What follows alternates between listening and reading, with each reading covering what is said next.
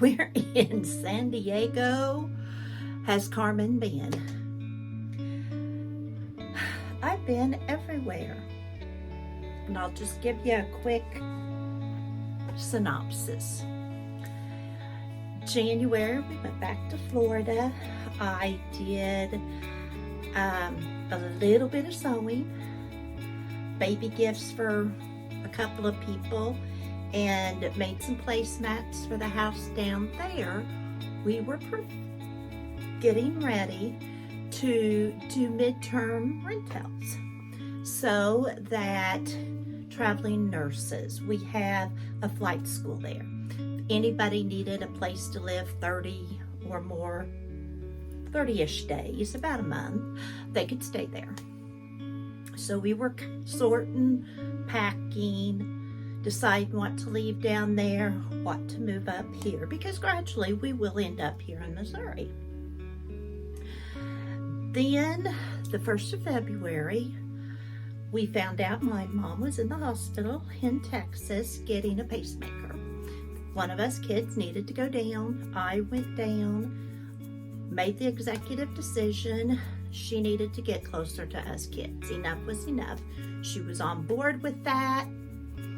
Spent about 2 to 3 weeks packing, sorting, cleaning out, things to donate, things to move back to Pittsfield, Illinois, where she was going to go into assisted living. She was fine with that. All went well. Brother and husband came, got us moved up there. My sisters met us. We got her unloaded, unpacked, all done. But that was the month of February.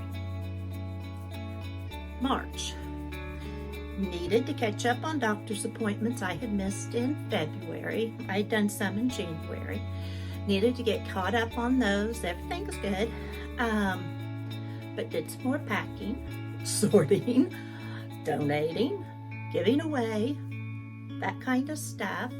Decided what furniture we were moving up here, what we wanted to leave down there, because we still wanted it homey those months we were in Florida and living there. And 1st of April, we drove back. Our stuff was here thanks to a good friend with a semi. And our son, while I had been in Texas with Mom, I had got it organized and ready for a couple of ladies to come in. They painted, thanks to my son who moved things, got things done. We got here, the house was painted, just needed to be dusted and cleaned. And then the furniture we had brought up, my son had met them with his wife's uncle and had unloaded. And so we started moving in. So what do we do when we're here? We start sorting, unpacking, cleaning out, donating, and throwing away. About 3 or 4 weeks of that, I am finally getting things together. And what is it time to start doing? Working in the yard, working in the garden. Greg gets the opportunity to go to Key West with our friends with the catamaran that we have traveled with. We went to Key West and stayed on their boat. So he was about there 2 to 3 weeks. All was good.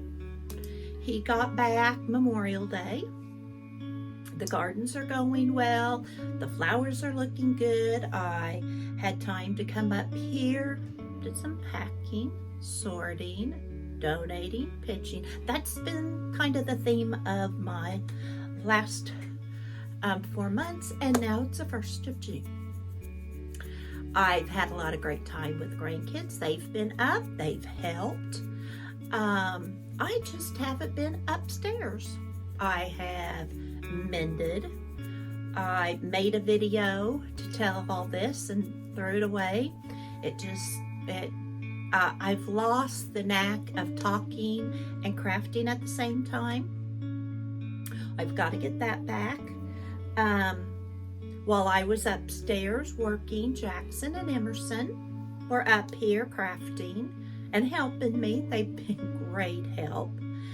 Had a lot of transition days where I've not felt good, and so I couldn't get up here. But I hope that is kind of going away. Still have good days, bad days. Yesterday was a really bad day. So I don't know that I'm going to get back to a every Tuesday live or anything like that, because the weather is really affecting me. And in all truthfulness, I don't know that you want to see what I'm doing anyway. But I have worked on some stuff that I'll show you. Emerson is next year going to be taking arts and crafts in 4-H, so there'll be some fun kid things that I might do videos on that would be things to maybe help your kids. Right now she is working on hand sewing, something fabric onto fabric.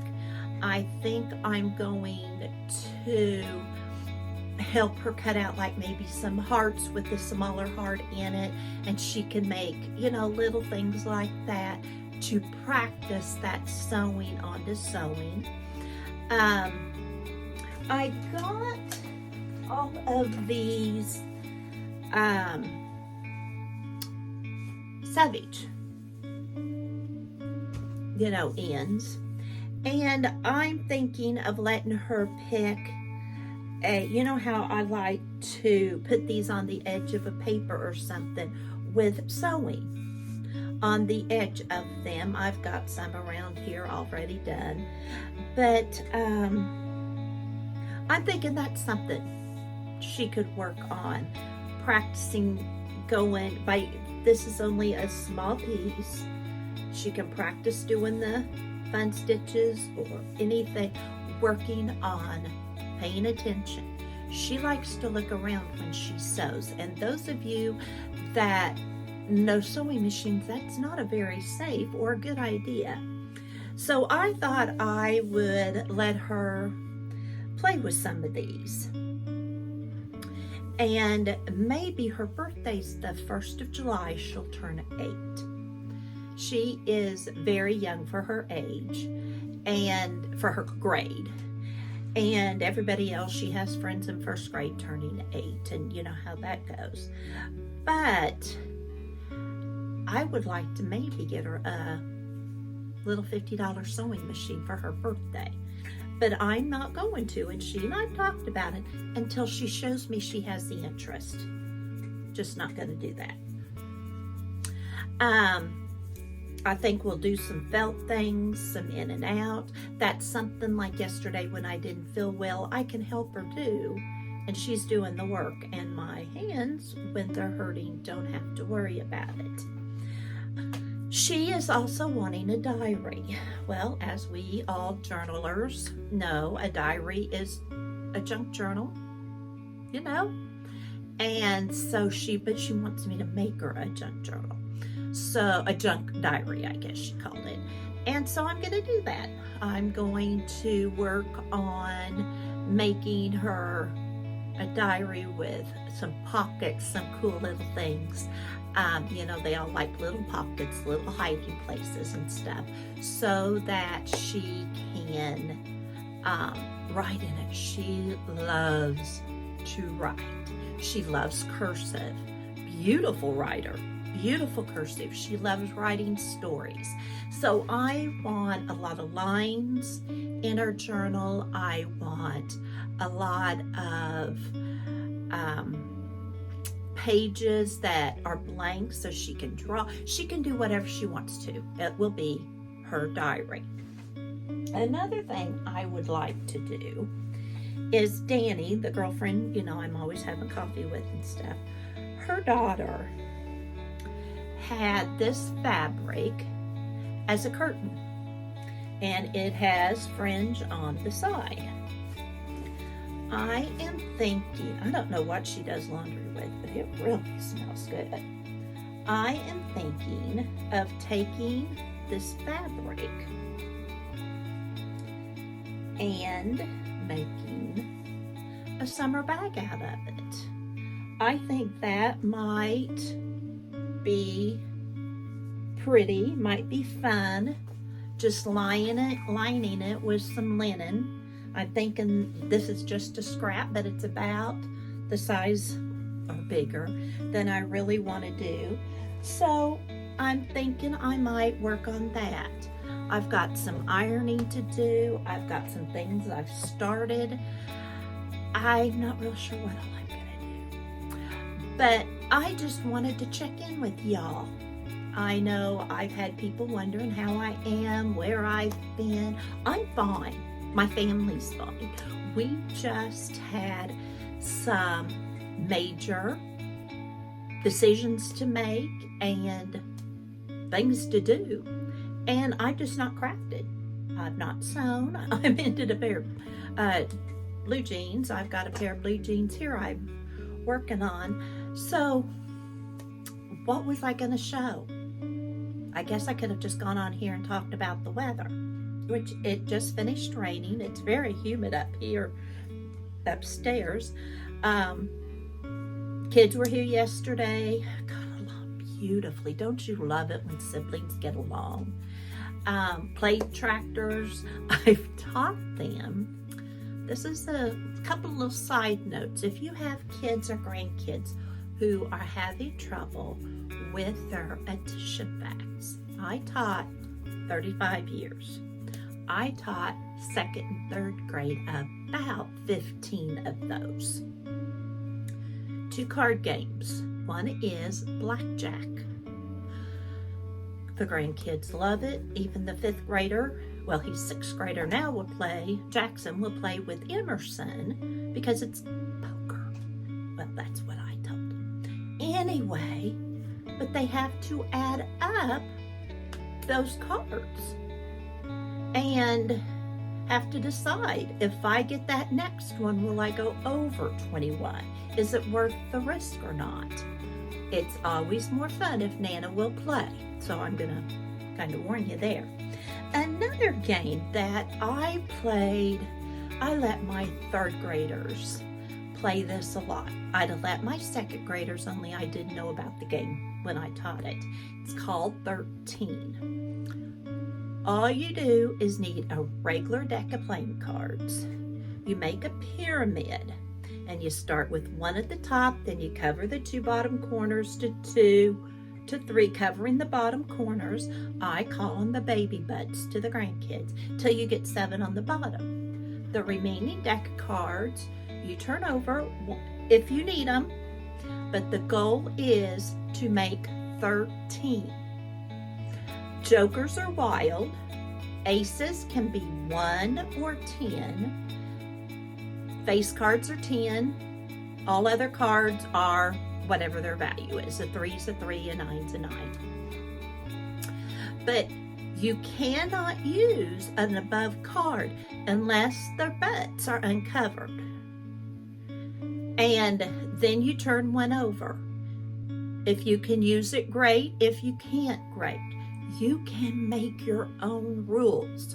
It's not a huge deal. There is no 13th place that's going to come and get you.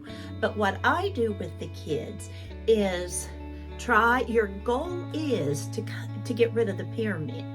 So if you have a face card and it's worth 10, but you've got a 10 in the pyramid, use the 1 in the pyramid. That was kind of hard to get them to do. They wanted to use what was in the deck. Then if you can't use it, fine, you just put it to the side. Sometimes I'd let them dig back so that, if they were having trouble getting anything done, I'd let them dig back to go find one. It's not a competitive game. Nobody wins or loses this, except you want to beat the pyramid. So, like I said, you can make the rules any way you want to. My gosh, they love the game.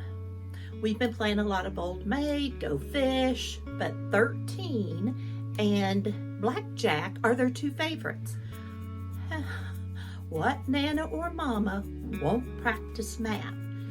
Hold one in your purse. Play it waiting at the restaurant or in the car waiting for somebody. Easy to do with, blackjack. 13, you gotta have a little more. But if you're camping, you can do it on the card table or whatever. Also, work on that money. Whatever's in your coins, let those kids count it. You can make the rules on that too. If they get it right, they get it, or they don't, whatever. Just a couple little side notes from a retired teacher to let you know what we've been doing are playing those games. Emerson's really into playing school, so she's reading to us because we all know kids need to read in the summer. So just kind of what's been going on, where I've been, what I've been doing. Life is good. Don't want anyone to be concerned, but thank you for those of you that reached out.